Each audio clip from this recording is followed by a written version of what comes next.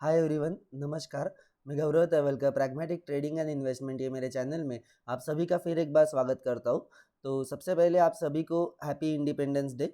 और आज की वीडियो की हम शुरुआत करेंगे एक नए स्टॉक स्पेसिफिक वीडियो से, यानी कि आरसीएफ, राष्ट्रीय केमिकल फर्टिलाइज़र। इस पे आज हम बात करेंगे। तो आज का दिन भी काफ़ी अच्छा है, इंडिपेंडेंस डे है। तो आप सभी को उसकी शुभकामनाएं, और आपके पोर्टफोलियो के लिए भी आपको शुभकामनाएं कि आप एक फाइनेंशियली इंडिपेंडेंट भी बन जाए।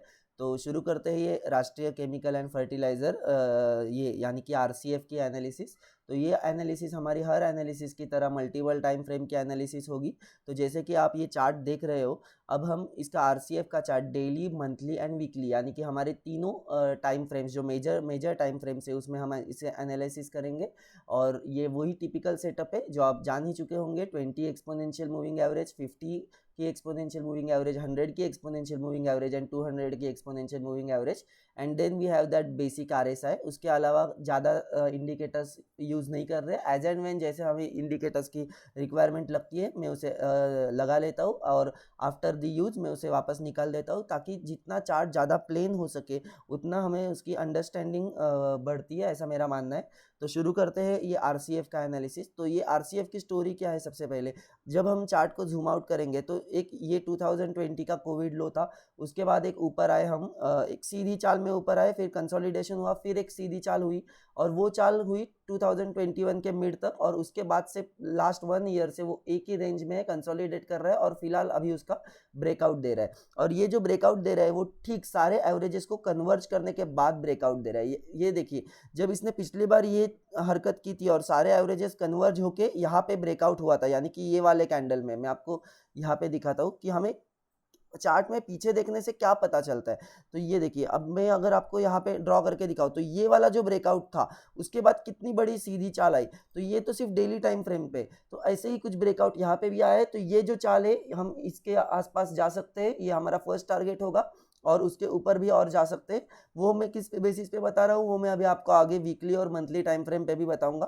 तो डेली पे सबसे पहले ये चार्ट बुलिश है। और बेसिक क्राइटेरियन जो मेरा रहता है किसी भी चीज़ में इन्वेस्ट करने का, कि कोई भी स्टॉक अगर मैं खरीदना चाहता हूँ मेरे इन्वेस्टमेंट के लिए, तो अगर मैं बाय साइड में हूँ, मैं अगर मैं उसे बाय करना चाहता हूँ, तो वो एटलीस्ट डेली टाइम फ्रेम के 200 एक्सपोनेंशियल मूविंग एवरेज के ऊपर बना रहे, और जो कि ये ऊपर है। और सारे एवरेजेस को कन्वर्ज करके ब्रेकआउट दे के ऊपर जा रहा है, तो ये काफ़ी अच्छी चीज़ होती है टेक्निकली।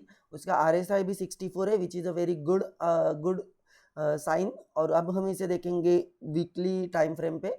तो ये हमारा वीकली टाइम फ्रेम है आरसीएफ का। तो वीकली में भी हम देखेंगे तो सारे अपने एवरेजेस के ऊपर है, एंड आरएसआई 56। अब यहाँ पे याद रखिए, आरएसआई 56 यानी कि क्या, वो 50 के जस्ट ऊपर है, और ये नीचे से ऊपर जा रहा है। This is a very bullish sign. और खासकर ये चीज जब वीकली और मंथली में आती है तो बहुत बड़ी चाल बन सकती है। अब अगर हम यहाँ पे बेसिक, हमें नेकेड आई से भी दिखेगा कि ये एक रेंज है, और ये रेंज को वो काट के ऊपर जा रहा है। यानी कि अगर हम यहाँ पे एक रेक्टेंगल बॉक्स बना ले तो आपको और क्लैरिटी से समझ में आएगा। ये देखिए, तो ये रेंज थी, और रेंज को ये काट के ऊपर जाने की कोशिश कर रहा है। अब यहाँ पे एक दो कैंडल की रीटेस्ट हो सकती है, फिर वापस ऊपर जा सकता है, या सीधी चाल भी ऊपर कर सकता है। इतना ज़्यादा स्पेसिफिक यहाँ पे हम एनालाइज नहीं कर रहे हैं, हम एक जनरल ओवरव्यू ले रहे हैं स्टॉक का, क्योंकि मेरा जो इसमें इन्वेस्टमेंट होराइजन है, तो ये मेरे लिए लॉन्ग टर्म इन्वेस्टमेंट है। यानी कि मैं इसमें 2-3 साल की इन्वेस्टमेंट करना चाहूँगा, एटलीस्ट 1 ईयर के ऊपर। तो मुझे अगर वो 4 दिन खड़ा भी रहता है तो मुझे उससे ज़्यादा प्रॉब्लम नहीं आनी चाहिए। तो अब हम इसे देखेंगे मंथली टाइम फ्रेम पे। सबसे पहले वीकली पे हम, और एक चीज़ मैं आपको बताना चाहूँगा कि ये पिछले वाले जो हाइज है, ये उसके आसपास वाली रेंज में काम कर रहा है। जैसे ही ये इसे काटता है तो वो और अपनी चाल इंटेंसिफाई करेगा। और अब यही चीज़ हमें मंथली टाइम फ्रेम में भी प्रूव होगी।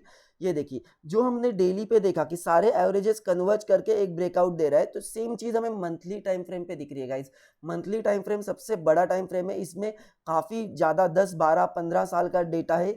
कंपनी जब से शुरू हुई है स्टॉक मार्केट में, आई मीन जब से लिस्ट हुई है, तब से लेके आज दिन तक का डेटा है इसमें। और उसके बाद इतने साल बाद अगर हम देखें, तो ये उसका 2008 का पीक है, और उसके बाद उसने वो लेवल फिर कभी नहीं आए।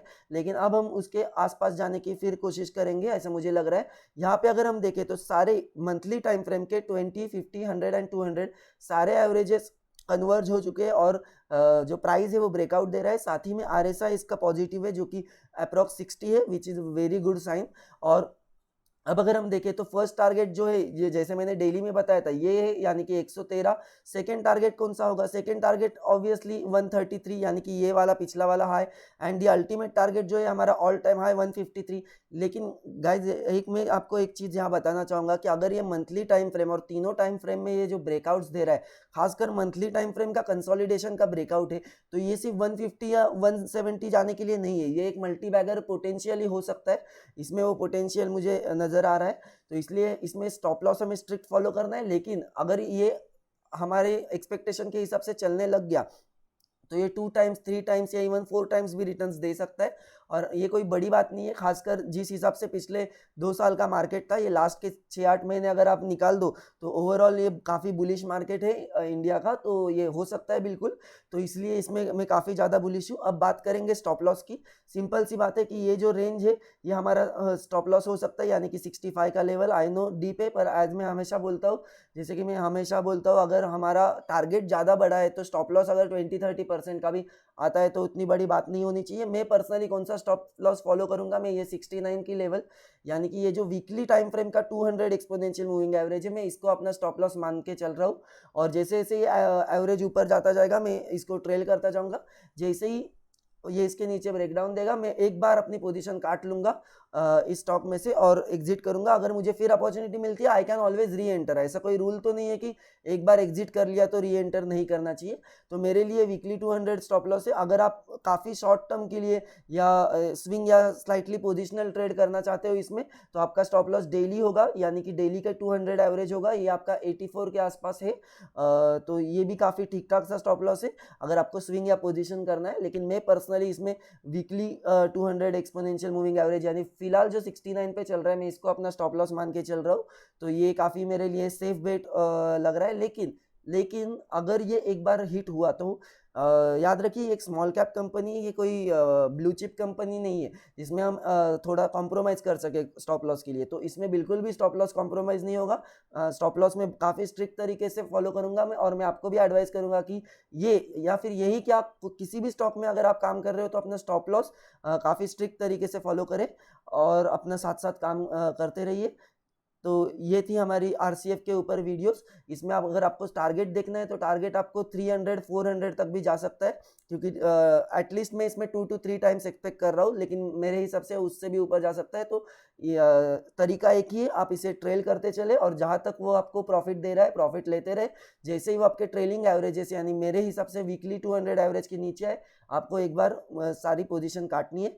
तो ये थी हमारी आरसीएफ की वीडियो। अगर आपको ये अच्छी लगी हो तो इसे लाइक करें, अपने फ्रेंड्स एंड फैमिली के साथ इसे शेयर करें और इस चैनल को सब्सक्राइब करें। थैंक यू, जय हिंद and once again happy independence day.